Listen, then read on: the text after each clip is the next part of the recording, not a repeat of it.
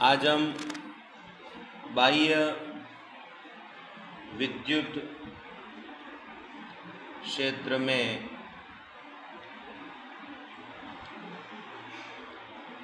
द्विध्रुव की विद्युत स्थितिज ऊर्जा का मान ज्ञात करेंगे। इसका मान ज्ञात करने के लिए सबसे पहले आप देखिए, मान लीजिए ये एक समरूप विद्युत क्षेत्र है। तो ये समरूप विद्युत क्षेत्र में समानांतर बल रेखाएं हैं, विद्युत क्षेत्र रेखाएं हैं। इससे आप ये कल्पना कर सकते हैं कि ये समानांतर विद्युत क्षेत्र रेखाएं कोई अनंत आकार की धनात्मक आवेशित पट्टिका से उत्सर्जित हो रही है, वहाँ से ये बाहर निकल रही है।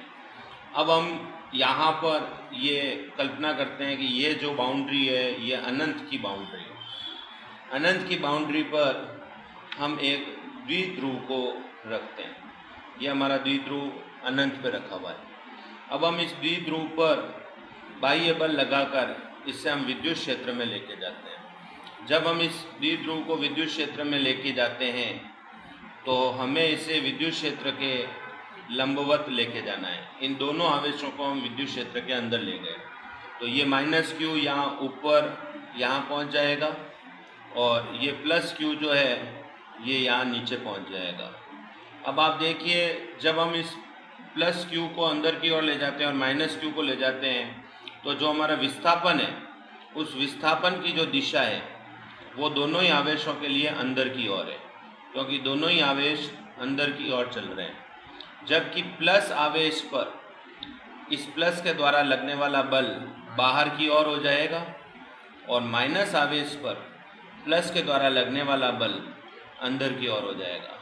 तो अगर आप इस चित्र को ध्यानपूर्वक देखेंगे तो आपको ये पता चलेगा कि माइनस आवेश में बल और विस्थापन दोनों अंदर की ओर हैं और प्लस आवेश में बल और विस्थापन दोनों विपरीत है। बल बाहर की ओर लग रहा है, विस्थापन अंदर की ओर लग रहा है। तो जब हम माइनस आवेश को ले जाने में किया गया कार्य ज्ञात करते हैं तो वो हो जाएगा F/dr cos 0, क्योंकि दोनों समान दिशा में है तो F/dr cos 0 हो जाएगा dw का मान। तो dw का मान आ जाएगा प्लस का F/dr। और अगर हम ये जो कार्य आया है ये ऋणात्मक आवेश के लिए आया है।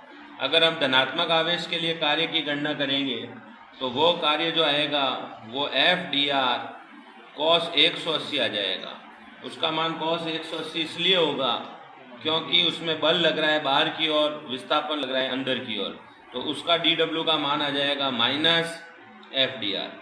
तो प्लस आवेश का जो कार्य है वो हुआ -F/dr और माइनस आवेश का कार्य हो गया +F/dr। तो जो कुल कार्य होगा, जो टोटल कार्य हो जाएगा वो हो जाएगा प्लस का F/dr और माइनस का F/dr। तो अगर हम इसे अनंत से विद्युत क्षेत्र में किसी बिंदु तक लाते हैं तो इसे अगर लंबवत लाते हैं तो हमारे को इसको विस्थापित करने में कार्य का मान 0 होगा।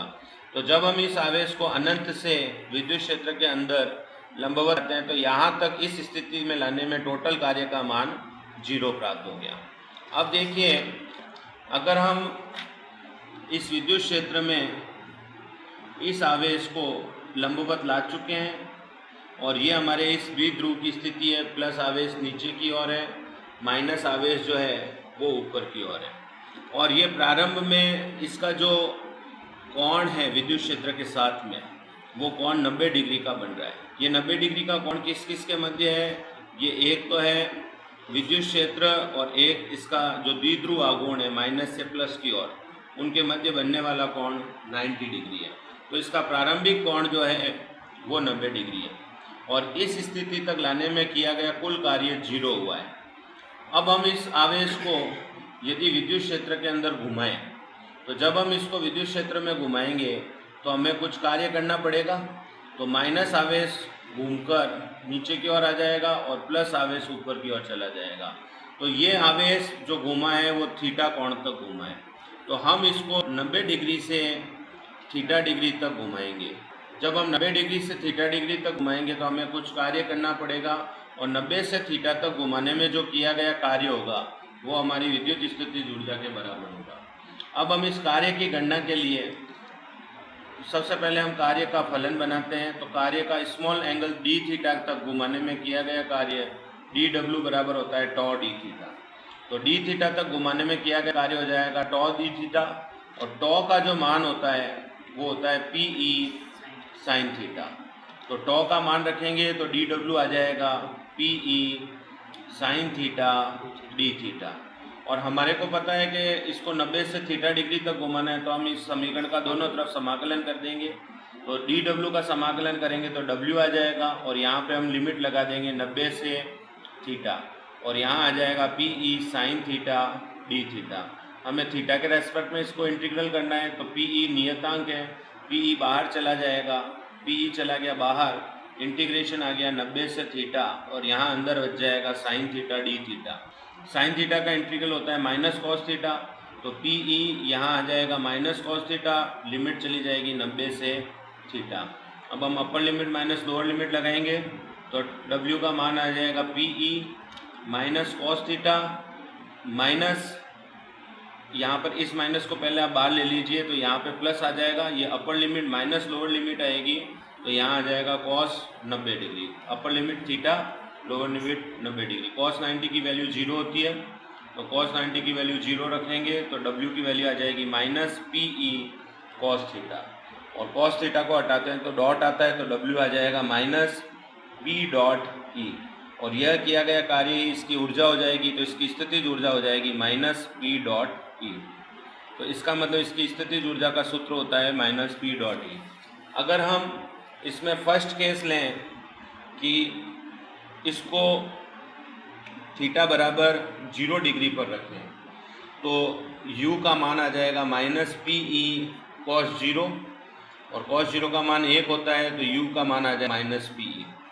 दूसरा केस लें हम कि इसका हम थीटा का मान 90 डिग्री रखें, तो u का मान आ जाएगा माइनस पी ई कॉस 90, और कॉस 90 का मान 0 होता है, तो इसलिए u का मान 0 प्राप्त हो जाएगा। और तीसरा केस ले लें कि हम थीटा का मान 180 डिग्री रखें, तो u का मान आ जाएगा माइनस पी ई कॉस 180, और कॉस 180 की वैल्यू माइनस 1 होती है, तो ये माइनस और माइनस दोनों मल्टीप्लाई होकर ये प्लस पी ई बन जाएगा।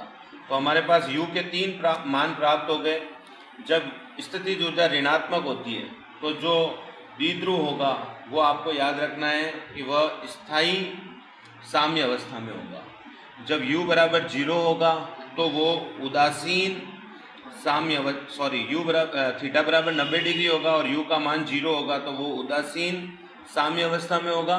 और जब थीटा बराबर 180 होगा और u का मान प्लस पी ई होगा तो वह जो साम्य अवस्था होगी वह अस्थायी साम्य अवस्था होगी। Okay, thank you.